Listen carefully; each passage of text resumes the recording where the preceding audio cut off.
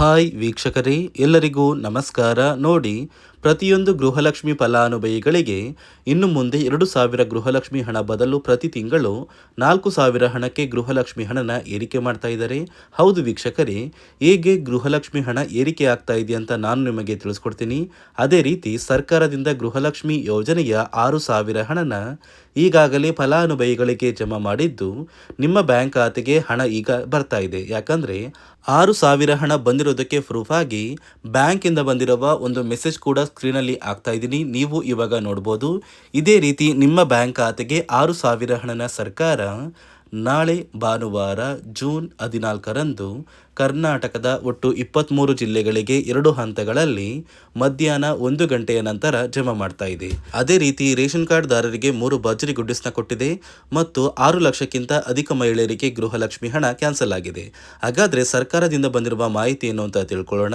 ಅದಕ್ಕಿಂತ ಮೊದಲು ನೀವು ನನ್ನ ಚಾನಲ್ನ ಸಬ್ಸ್ಕ್ರೈಬ್ ಆಗಿಲ್ಲ ಅಂದರೆ ದಯವಿಟ್ಟು ಪ್ರತಿಯೊಬ್ಬರು ಚಾನಲ್ನ ಸಬ್ಸ್ಕ್ರೈಬ್ ಮಾಡಿಕೊಂಡು ವಿಡಿಯೋಗೆ ಒಂದು ಲೈಕ್ನ ಕೊಡಿ.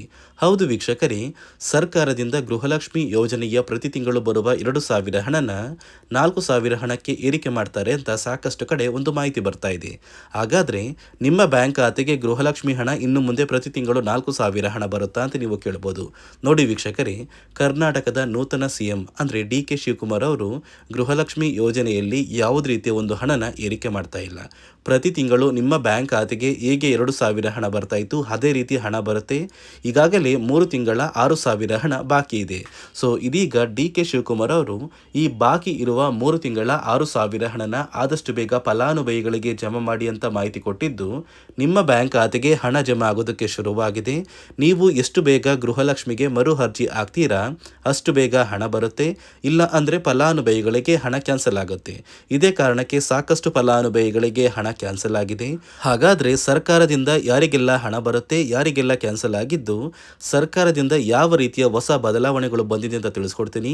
ಅದಕ್ಕಿಂತ ಮೊದಲು ನಾಳೆ ಭಾನುವಾರ ಜೂನ್ 14ರಂದು ಕರ್ನಾಟಕದ 23 ಜಿಲ್ಲೆಗಳಿಗೆ 2 ಹಂತಗಳಲ್ಲಿ ಮಧ್ಯಾಹ್ನ 1 ಗಂಟೆಯ ಸಮಯಕ್ಕೆ 3 ತಿಂಗಳ 6,000 ಹಣ ಅಂದರೆ 32ನೇ ಕಂತು, 31ನೇ ಕಂತು ಹಾಗೂ 30ನೇ ಕಂತು ಈ 3 ತಿಂಗಳ ಹಣ ಬರ್ತಾ ಇದ್ದು, ಮೊದಲ ಹಂತದಲ್ಲಿ ಯಾವ ಜಿಲ್ಲೆಗಳಿಗೆ ಹಣ ಬರ್ತಾ ಇದೆ ಅಂದರೆ ಬಾಗಲಕೋಟೆ, ಬೆಂಗಳೂರು ನಗರ, ಬೆಂಗಳೂರು ಗ್ರಾಮಾಂತರ, ಬೆಳಗಾವಿ, ಬಳ್ಳಾರಿ, ಬೀದರ್, ವಿಜಯನಗರ, ಚಾಮರಾಜನಗರ, ಚಿಕ್ಕಬಳ್ಳಾಪುರ, ಚಿಕ್ಕಮಗಳೂರು, ಚಿತ್ರದುರ್ಗ, ದಕ್ಷಿಣ ಕನ್ನಡ, ದಾವಣಗೆರೆ, ಧಾರವಾಡ ಮತ್ತು ಗದಗ.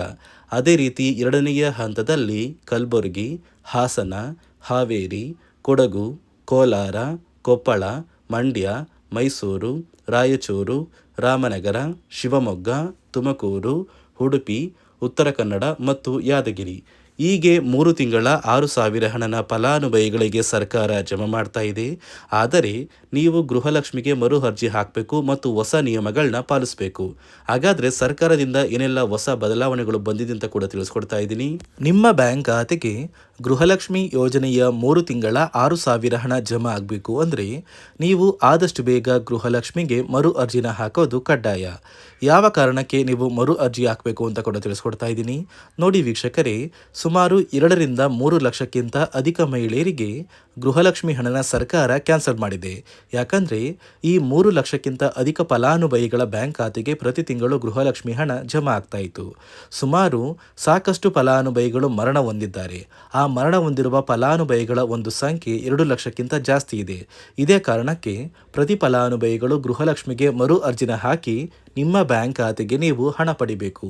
ಇಲ್ಲಿ ಮರು ಅರ್ಜಿ ಹಾಕುವ ಮೂಲಕ ಸರ್ಕಾರಕ್ಕೆ ನೀವು ಇನ್ನೂ ಕೂಡ ಗೃಹಲಕ್ಷ್ಮಿ ಹಣನ ಪಡಿತಾ ಇದ್ದೀರಿ ಅಂತ ತಿಳಿದು ಬರುತ್ತೆ. ಮತ್ತು ಯಾರೆಲ್ಲ ಫಲಾನುಭವಿಗಳು ಮರು ಅರ್ಜಿನ ಹಾಕೋಲ್ಲ ಅಂತಹ ಫಲಾನುಭವಿಗಳ ಒಂದು ಹೆಸರನ್ನ ಗೃಹಲಕ್ಷ್ಮಿ ಯೋಜನೆಯ ಅರ್ಹರ ಪಟ್ಟಿಯಿಂದ ಸರ್ಕಾರ ಕ್ಯಾನ್ಸಲ್ ಮಾಡುತ್ತೆ. ಸರ್ಕಾರಕ್ಕೆ 2 ಲಕ್ಷಕ್ಕಿಂತ ಅಧಿಕ ಮಹಿಳೆಯರು ಮರಣ ಹೊಂದಿರೋದು ತಿಳಿದು ಬಂದಿದೆ. ಇದೇ ಕಾರಣಕ್ಕೆ ಈ ಜೂನ್ ತಿಂಗಳಲ್ಲಿ ಸರ್ಕಾರದಿಂದ ನೇಮಕಗೊಂಡಿರುವ ಕೆಲವು ಅಧಿಕಾರಿಗಳು ನಿಮ್ಮ ಮನೆ ಬಾಗಿಲಿಗೆ ಬಂದು ಪ್ರತಿ ಫಲಾನುಭವಿಗಳ ಒಂದು ದಾಖಲಾತಿಗಳನ್ನ ಮರುಪರಿಶೀಲನೆ ಮಾಡಿ ಮತ್ತೆ ಅರ್ಜಿನ ಹಾಕ್ಸ್ಕೊಂಡು ಹೋಗ್ತಾರೆ. ನಂತರ ನಿಮ್ಮ ಬ್ಯಾಂಕ್ ಖಾತೆಗೆ 3 ತಿಂಗಳ 6,000 ಹಣ ಬರುತ್ತೆ. ಅದೇ ರೀತಿ ಇನ್ನು ಮುಂದೆ ಪ್ರತಿ ವರ್ಷವೂ ಕೂಡ ನೀವು ವರ್ಷದ ಕೊನೆಯಲ್ಲಿ ಗೃಹಲಕ್ಷ್ಮಿಗೆ ನೀವು ಹೊಂದಿರುವ ಲೈಫ್ ಸರ್ಟಿಫಿಕೇಟ್ನ ಕೊಟ್ಟು ಅರ್ಜಿನ ಹಾಕಿದ್ರೆ ಮಾತ್ರ ಆ ಒಂದು ವರ್ಷದಲ್ಲಿ ಪ್ರತಿ ತಿಂಗಳು ಗೃಹಲಕ್ಷ್ಮಿ ಯೋಜನೆಯ 6,000 ಹಣ ಬರುತ್ತೆ. ಈಗಾಗಲೇ ಫಲಾನುಭವಿಗಳಿಗೆ ಗೃಹಲಕ್ಷ್ಮಿ ಹಣ ಜಮಾ ಆಗೋದಕ್ಕೆ ಸ್ಟಾರ್ಟ್ ಆಗಿದೆ. ಆದಷ್ಟು ಬೇಗ ಈ ಜೂನ್ ತಿಂಗಳಲ್ಲಿ ಪ್ರತಿಯೊಬ್ಬರು ಗೃಹಲಕ್ಷ್ಮಿಗೆ ಮರು ಅರ್ಜಿನ ಹಾಕಿ ಈ ಒಂದು ಹಣನ ಪಡ್ಕೊಳ್ಳಿ. ಮತ್ತು ಸರ್ಕಾರ ಈ ಗೃಹಲಕ್ಷ್ಮಿ ಹಣಕ್ಕೆ ಕೆಲವು ನಿಯಮಗಳನ್ನ ಕೂಡ ಜಾರಿಗೆ ತಂದಿದೆ.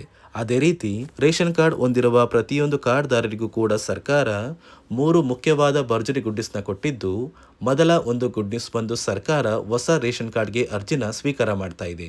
ನೀವು ಕೂಡ ಹೊಸ ರೇಷನ್ ಕಾರ್ಡ್ನ ಪಡಿಬೇಕು ಅಂದರೆ ಆದಷ್ಟು ಬೇಗ ಅರ್ಜಿನ ಹಾಕಿ. ಅದೇ ರೀತಿ ಎರಡನೆಯ ಒಂದು ಗುಡ್ ನ್ಯೂಸ್ ಬಂದು ನೋಡಿ ವೀಕ್ಷಕರೇ, ನಿಮ್ಮ ಒಂದು ರೇಷನ್ ಕಾರ್ಡ್ಗೆ ಸರ್ಕಾರದಿಂದ ಈ ಜೂನ್ ತಿಂಗಳಲ್ಲಿ 3 ತಿಂಗಳಿಗೆ ಬರುವಂತಹ 15 ರೀತಿಯ ಆಹಾರ ಪದಾರ್ಥಗಳನ್ನ ಸರ್ಕಾರ ಉಚಿತವಾಗಿ ಕೊಡ್ತಾ ಇದೆ. ಈ ಜೂನ್ ತಿಂಗಳಲ್ಲಿ ಸಿಗಬೇಕಾಗಿರುವಂತಹ ಇಂದಿರಾ ಕಿಟ್ ಮತ್ತು ಮೇ ತಿಂಗಳಲ್ಲಿ ನಿಮಗೆ ಬರಬೇಕಾಗಿರುವಂತಹ ಒಂದು ಇಂದಿರಾ ಕಿಟ್, ಅದೇ ರೀತಿ ಏಪ್ರಿಲ್ ತಿಂಗಳಲ್ಲೂ ಕೂಡ ನಿಮ್ಮ ಒಂದು ರೇಷನ್ ಕಾರ್ಡ್ಗೆ ಇಂದಿರಾ ಕಿಟ್ನ ಕೊಟ್ಟಿಲ್ಲ. ಒಟ್ಟು 3 ತಿಂಗಳ 15 ಆಹಾರ ಪದಾರ್ಥಗಳನ್ನ ಸರ್ಕಾರ ಪ್ರತಿ ಕಾರ್ಡ್ದಾರರಿಗೆ ವಿತರಣೆ ಮಾಡ್ತಾ ಇದೆ. ಮೂರನೆಯ ಒಂದು ಗುಡ್ ನ್ಯೂಸ್ ಬಂದು, ಇನ್ನು ಮುಂದೆ ನೀವು ಉಚಿತ ಅಕ್ಕಿ ಪಡಿಬೇಕು ಅಂದರೆ ಆ ಒಂದು ಬಯೋಮೆಟ್ರಿಕ್ ಮಷಿನ್ ಮೇಲೆ ಬೆರಳಿಡುವಂತಹ ಅವಶ್ಯಕತೆ ಇಲ್ಲ. ಯಾಕಂದ್ರೆ ಇದೀಗ ಸರ್ಕಾರ ನಿಮ್ಮ ಒಂದು ಬೆರಳು ಆ ಒಂದು ಮಷಿನಲ್ಲಿ ಎಂಟ್ರಿ ಆಗಿಲ್ಲ ಅಂದ್ರೂ ಕೂಡ ಆ ಒಂದು ಅಧಿಕಾರಿಗಳು ಪುಸ್ತಕದಲ್ಲಿ ನಿಮ್ಮ ಒಂದು ಹೆಸರನ್ನ ಬರ್ಕೊಂಡು ನಿಮ್ಮ ಕಾರ್ಡಿಗೆ ಅಕ್ಕಿನ ಕೊಡಬೇಕು ಅಂತ ಸರ್ಕಾರ ಆದೇಶ ಕೊಟ್ಟಿದ್ದು, ಈ 3 ಗುಡ್ ನ್ಯೂಸ್ನ ಪ್ರತಿಯೊಂದು ಫಲಾನುಭವಿಗಳಿಗೆ ಸರ್ಕಾರ ಕೊಡ್ತಾ ಇದೆ. ಇದರ ಜೊತೆಗೆ ನಿಮ್ಮ ಬ್ಯಾಂಕ್ ಖಾತೆಗೆ ಗೃಹಲಕ್ಷ್ಮಿ ಯೋಜನೆಯ ಹಣ ಇನ್ನು ಮುಂದೆ ಬರಬೇಕು ಅಂದರೆ 5 ರೀತಿಯ ಹೊಸ ನಿಯಮಗಳನ್ನ ನೀವು ಪಾಲಿಸಬೇಕು ಅಂತ ಸರ್ಕಾರ ಆದೇಶ ಕೊಟ್ಟಿದೆ. ಅದೇ ರೀತಿ ನೋಡಿ ಸ್ನೇಹಿತರೆ, ಈ ಬಾರಿ ಸುಮಾರು 3 ಲಕ್ಷಕ್ಕಿಂತ ಅಧಿಕ ಫಲಾನುಭವಿಗಳ ಬ್ಯಾಂಕ್ ಖಾತೆಗೆ ಸರ್ಕಾರ ಗೃಹಲಕ್ಷ್ಮಿ ಯೋಜನೆಯ ಹಣನ ಜಮಾ ಮಾಡ್ತಾ ಇಲ್ಲ. ಕಾರಣ ಏನು ಅಂದರೆ, ನಿಮ್ಮ ಬ್ಯಾಂಕ್ ಖಾತೆಗೆ ಡೆಬಿಟ್ ಮೂಲಕ ಹಣ ಜಮಾ ಮಾಡುವಂತಹ ಸಂದರ್ಭದಲ್ಲಿ ಸರ್ಕಾರ ಸಾಕಷ್ಟು ಫಲಾನುಭವಿಗಳ ಒಂದು ಬ್ಯಾಂಕ್ ಖಾತೆಗೆ ಹಣ ಜಮಾ ಮಾಡೋದನ್ನು ಕ್ಯಾನ್ಸಲ್ ಮಾಡಿದೆ. ಯಾಕಂದರೆ ಇತ್ತೀಚೆಗೆ ಹಣಕಾಸು ಇಲಾಖೆ ಜಾರಿಗೆ ತಂದಿರುವ 5 ನಿಯಮಗಳ ಆಧಾರದ ಮೇಲೆ ಪ್ರತಿಯೊಂದು ಫಲಾನುಭವಿಗಳಿಗೆ ಸರ್ಕಾರ ಈ ಒಂದು ಹಣನ ಜಮಾ ಮಾಡ್ತಾ ಇದ್ದು, ಯಾರೆಲ್ಲ ಫಲಾನುಭವಿಗಳು ಈ ನಿಯಮಗಳನ್ನ ಪಾಲಿಸಿಲ್ಲ ನಿಮ್ಮ ಬ್ಯಾಂಕ್ ಖಾತೆಗೂ ಕೂಡ ಹಣ ಜಮಾ ಆಗೋದಿಲ್ಲ. ಹಾಗಾದರೆ ಬನ್ನಿ ಸ್ನೇಹಿತರೆ, ಸರ್ಕಾರ ಜಾರಿಗೆ ತಂದಿರುವ ಆ 5 ಹೊಸ ನಿಯಮಗಳು ಏನು ಅಂತ ನಾನು ನಿಮಗೆ ತಿಳಿಸ್ಕೊಡ್ತಾ ಇದ್ದೀನಿ. ನೋಡಿ ಸ್ನೇಹಿತರೆ, ಮೊದಲನೆಯ ಒಂದು ನಿಯಮ ಬಂದು, ಸಾಕಷ್ಟು ಫಲಾನುಭವಿಗಳು ಹೊಂದಿರುವಂತಹ ಒಂದು ರೇಷನ್ ಕಾರ್ಡ್ ಏನಿದೆ ಆ ಒಂದು ರೇಷನ್ ಕಾರ್ಡ್ನ ಮನೆಯ ಸದಸ್ಯರ ಪ್ರತಿಯೊಬ್ಬರ ಒಂದು ಆಧಾರ್ ಕಾರ್ಡ್ನ ನಿಮ್ಮ ರೇಷನ್ ಕಾರ್ಡ್ಗೆ ಕಡ್ಡಾಯವಾಗಿ ಲಿಂಕ್ ಮಾಡಿಸ್ಬೇಕು. ಅಂದರೆ ಈ ಒಂದು ಲಿಂಕ್ ಮಾಡಿಸುವಂತಹ ಒಂದು ಪ್ರೊಸೀಜರ್ಗೆ ಸರ್ಕಾರ KYC ಅಂತ ಕರೀತಾರೆ. ನಿಮ್ಮ ರೇಷನ್ ಕಾರ್ಡ್ಗೆ ಇನ್ನೂ ಸಹ KYC ಆಗಿಲ್ಲ ಅಂದರೆ ನಿಮ್ಮ ಬ್ಯಾಂಕ್ ಖಾತೆಗೆ ಸರ್ಕಾರ ಮುಂದಿನ ದಿನಗಳಲ್ಲಿ ಗೃಹಲಕ್ಷ್ಮಿ ಯೋಜನೆಯ ಹಣನ ಕ್ಯಾನ್ಸಲ್ ಮಾಡುತ್ತೆ. ಅದೇ ರೀತಿ ಎರಡನೆಯ ಒಂದು ನಿಯಮ ಬಂದು, ಸಾಕಷ್ಟು ಫಲಾನುಭವಿಗಳು ಕಳೆದ 3 ತಿಂಗಳಿಂದ ಸರ್ಕಾರದಿಂದ ಬರ್ತಾ ಇರುವಂತಹ ಒಂದು ರೇಷನ್ ಏನಿದೆ ಅಂದರೆ ಉಚಿತ ಅಕ್ಕಿ ಏನಿದೆ ಈ ಒಂದು ರೇಷನ್ನ ಪಡ್ಕೋತಾ ಇಲ್ಲ.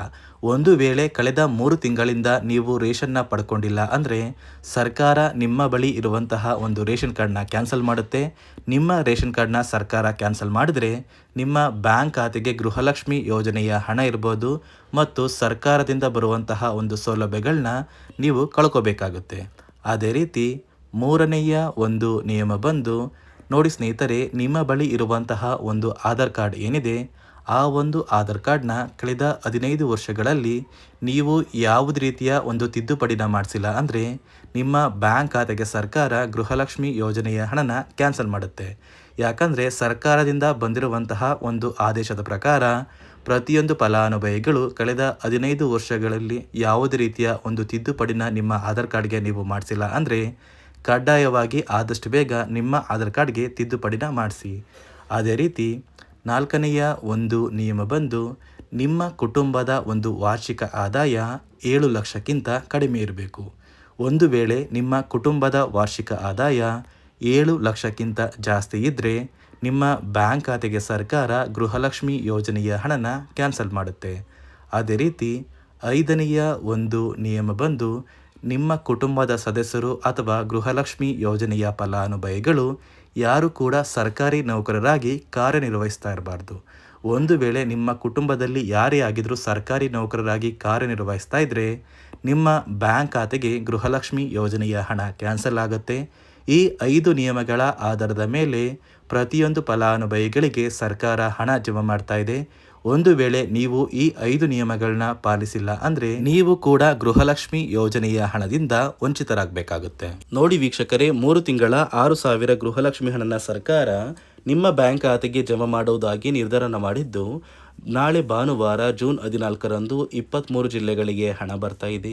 ಅದೇ ರೀತಿ ರೇಷನ್ ಕಾರ್ಡ್ದಾರರಿಗೂ ಕೂಡ ಭರ್ಜರಿ ಗುಡ್ಡಿಸ್ಗಳನ್ನ ಕೊಟ್ಟಿದೆ ಅಂತ ಹೇಳ್ತಾ, ಇದಿಷ್ಟು ಸರ್ಕಾರದಿಂದ ಬಂದಿರುವ ಮಾಹಿತಿಯಾಗಿದೆ. ನಾನು ಕೊಟ್ಟಿರುವ ಮಾಹಿತಿ ನಿಮಗೆ ಇಷ್ಟ ಆಗಿದ್ದಲ್ಲಿ ನನ್ನ ಚಾನಲ್ನ ಸಬ್ಸ್ಕ್ರೈಬ್ ಮಾಡ್ಕೊಳ್ಳಿ, ಹಾಗೆ ವಿಡಿಯೋಗೆ ಒಂದು ಲೈಕ್ನ ಕೊಡಿ.